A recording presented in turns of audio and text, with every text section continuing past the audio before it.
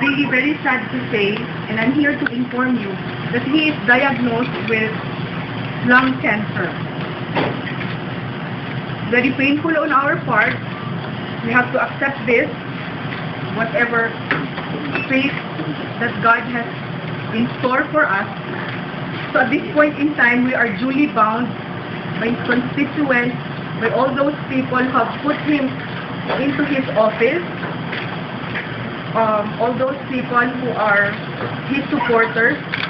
We are asking for their prayers, and at this moment in time, we are also urge his friends, close friends, to say prayers for him, that hopefully he will feel, there's really, in our family, we still feel that, you know, there's still hope.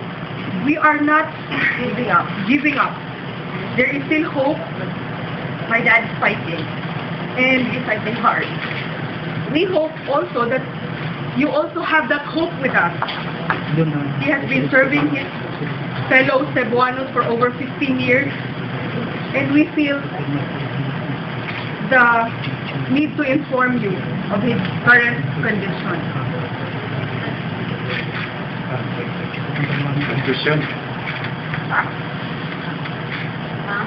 How's the family taking the family?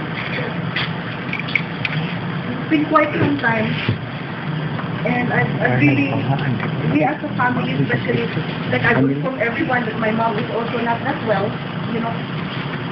It's really painful. We're very sad.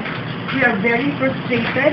We have hurt feelings, and these hurt feelings are not like, you know, as a family, even if you're not in any way connected in any political group, but I have to say that we are hurt because, first and foremost, we can still vividly remember those words uttered by the other political group as saying they will make the life of my dad at the Capitol miserable.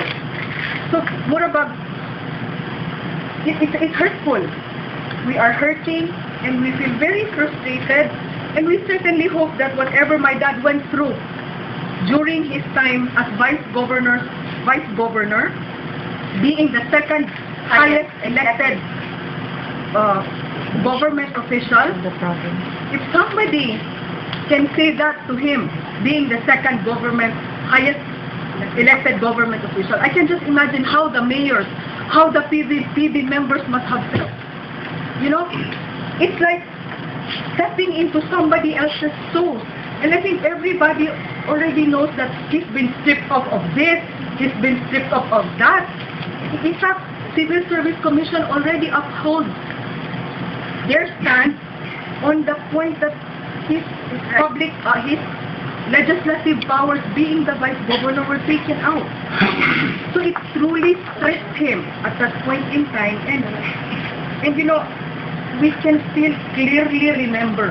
And I think all of you, they were quoted, they were printed, they even vowed to make his life at Capitol miserable. So you see, if to your question, if we are hurtful, we are really hurt. And I hope that hurt feeling, that miserable my dad went through, it will not happen to anyone else. And I'm urging even the Vice Governor's Office, Vice Governor's League of the Philippines, to uphold that office. And I'm also urging Mrs. Magpali, you know, that office deserves that legislative power. Give it back to that office. You know, it doesn't matter if water under the bridge. It doesn't have to be my dad there. It's the office that they're supposed to respect. There are people who are playing God. There are people who are playing as if they're above the law.